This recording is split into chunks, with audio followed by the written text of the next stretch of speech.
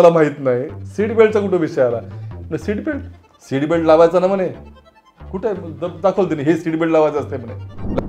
मग मी आलो, अश्विनी म्हणा, अश्विनी ती आपली बॅग कुठे आहे म्हणे, ती ऑफिसची माझ्या. ती म्हणजे कोणती बॅग? पागल झाली का म्हणलं, ऑफिसची बॅग माझी म्हणलं. पिदाडा माणूस बोलते की नाही बाईला, की दुसरे म्हणते जाऊ द्या चुकला असं जाऊ द्या, त्यातला प्रकार. आता हे समजा काय झालं की माझ्या मित्राकडे लग्न झालं घरी.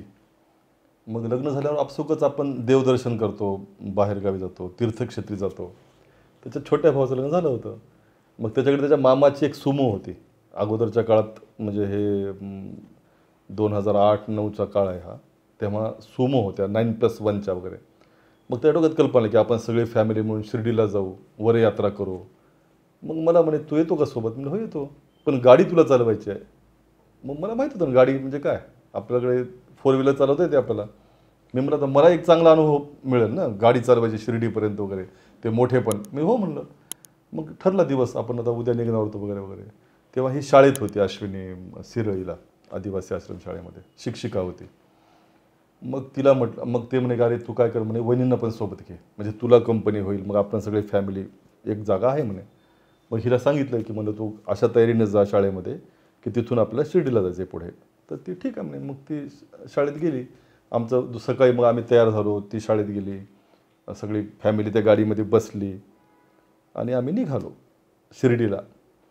आणि मी गाडी पाहिली चालू केल्यानंतर त्याला 5 गिअर होते. 5वा गिअर मी पहिल्यांदाच पाहिला होता गाडीला, की हे 5वा असते.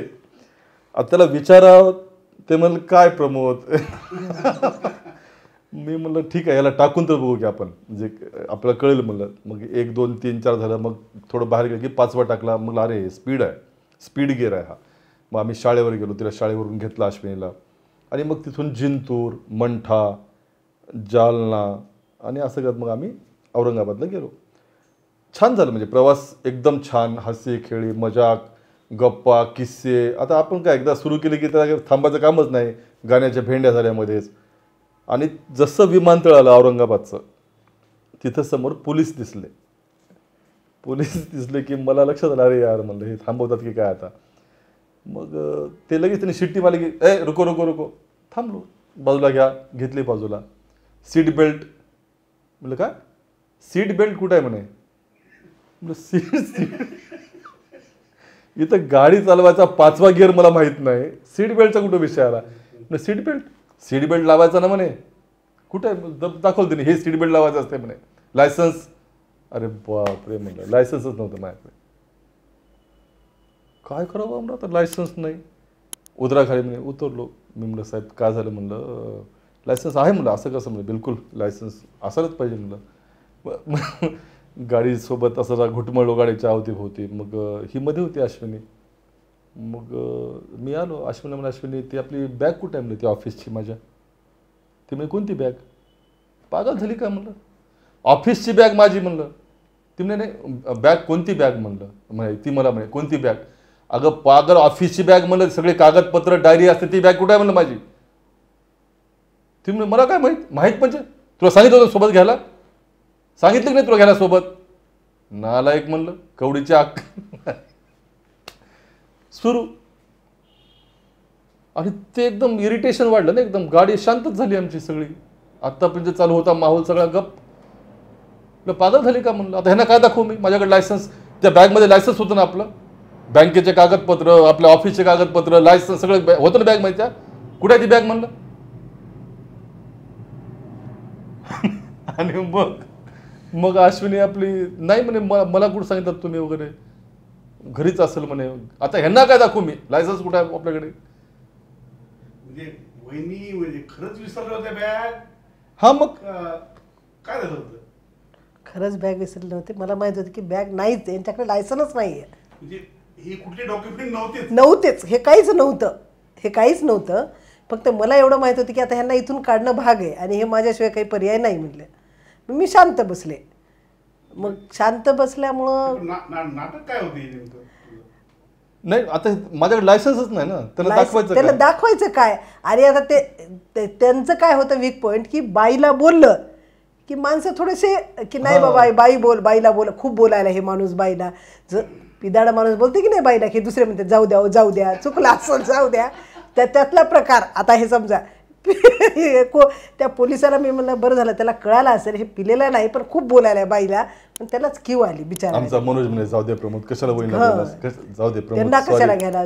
त्या पोलिसाला म्हणे सॉरी सर म्हणे जाऊ दे, त्याला बाजूला घेऊन चाललाय. म्हणलं थांब रे तू थांब, म्हणलं तू का मध्ये पडाला, आज तू मध्ये पडशील, म्हणलं इथं एक हे औरंगाबादला मध्ये पडशील, उद्या शिर्डीला पकडल्यावर नगरला पकडलं तर कोण आहे आपल्यासोबत सांग.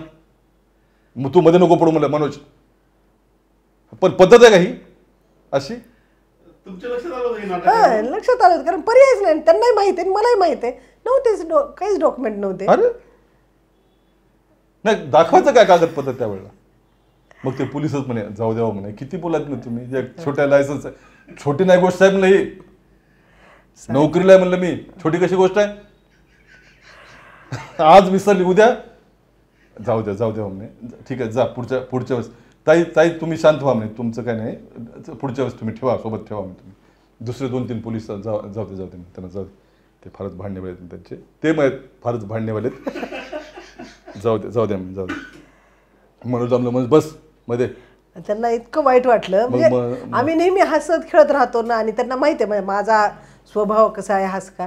त्यांना आता खूप ताण आला, त्यांना वाटलं की खूप आवड आहे, आणि त्यांनी म्हणले हे चूक आहे बरं प्रमाण, म्हणले एक तर एवढं नाही बोलायचं, म्हणले ठीक आहे म्हणले चुकलं असेल वहिनीचं, म्हणले वहिनीच्या लक्षात राहिलं नसेल कारण शाळा वगैरे राहिलं असेल, म्हणले चुकून एवढं बोलायचं असते का, आणि असं एवढ्यासमोर असं बोलाय अपमान नाही करायचा, म्हणले थोडं तू रागावर कंट्रोल कर रे, म्हणले. त्यांनाही माहित नाही, त्यांनाही नाटक माहित नाही, आणि त्यांना 10 मिनिटं गाडी शांत की आता नवी नवरी तर अशी लटलट कापू लागली, कसं करावं, घाम सुटला आता नवरीला, त्या गिरीशला, ना माहित प्रसंगच नाही ना असा कधी घडला त्यांच्या समोर, कदाचित मला माहित नाही म्हणजे, पण हे अति होतं म्हणजे टोकाचं भांडण होतं, एकदम टोकाचं असं. पण अजून म्हणजे तू वहिनींना खूप रागवत होता, अतिशय टोकाला जाऊन रागवत होता, ठीक आहे, पण भांडण सुरू झालं कुठं? भांडण तर नंतर सुरू झालं, ते भांडण नव्हतंच, ती वेळ मारायची होती फक्त वेळ आम्हाला तिथून काढायची होती, त्या दंडापासून वाचायचं होतं. आणि आम्ही जेव्हा तसं औरंगाबाद म्हणजे आता जसं संभाजीनगर जसं सोडलं, पुढे गेलो की मनोज म्हणे प्रमोद जरा थांब आपण चहा घेऊ, एकदम सन्नाटा गाडीमध्ये, कुणीच कोणाला बोलणार, शांत एकदम असे सगळे असे गप. बरं काय सुचत ना काय बोलावं, बरं ही एकीकडे ताणून मी एकीकडे ताणून, बरं आम्हाला माहिती आहे आम्ही कशासाठी ताणा होते, ते भक्त ताणामध्ये आले. मग आम्ही काही ठिकाणी थांबलो, चहा घेतला, आणि मग गाडीत बसलं की मग मात्र ही सुरू झाली. काय म्हणलं वहिनी?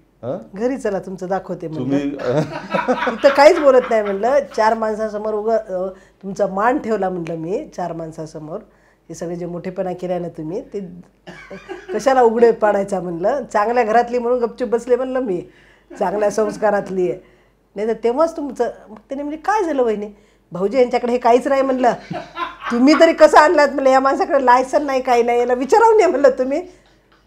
मला काय माहीत म्हणले वहिनी, म्हणलं मला काय माहीत म्हणजे, आणि गाड्या कधी आमच्याकडे गाडी आहे म्हणलं, कोणती गाडी 4 व्हीलर नाही, यानं चालवतो वेगळे, पण गाडी तुझ्याकडे लायसन आहे का, मला काय माहीत म्हणले, असं म्हणून म्हणलो असं म्हणले.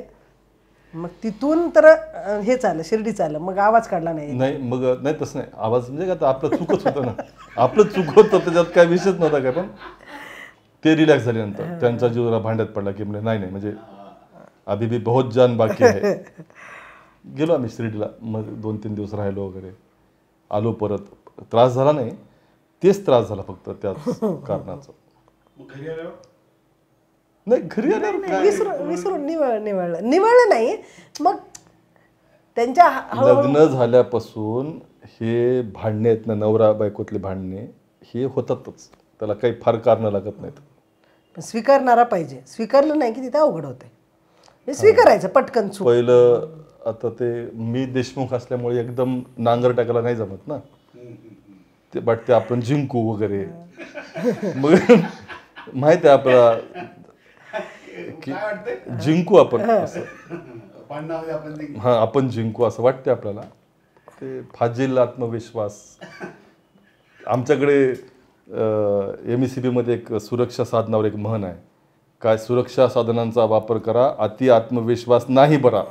ते मला कधी कधी अति आत्मविश्वास नडते, आपल्याला वाटतं आपण जिंकू, पण ते होत नाही तसं. शुभविवाहाची गुरुकिल्ली TSTS आपलं चॅनल, थोडं साधं थोडं सोपं.